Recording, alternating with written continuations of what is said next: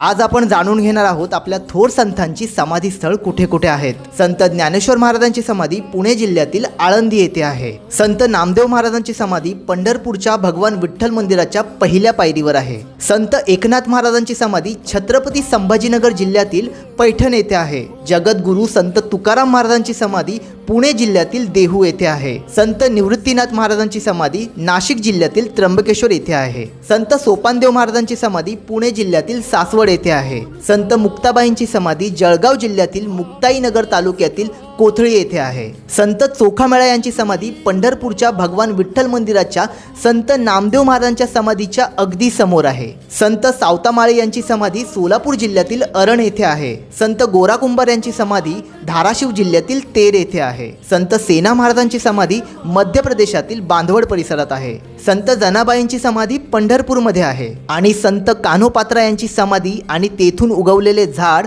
पंढरपूरमधल्या भगवान विठ्ठलाच्या मंदिरात आहे। मित्रांनो, तुम्ही यापैकी कोणकोणत्या समाधीचे दर्शन घेतले आहे कमेंटमध्ये नक्की सांगा आणि हा व्हिडिओ आवडला तर सबस्क्राईब करा।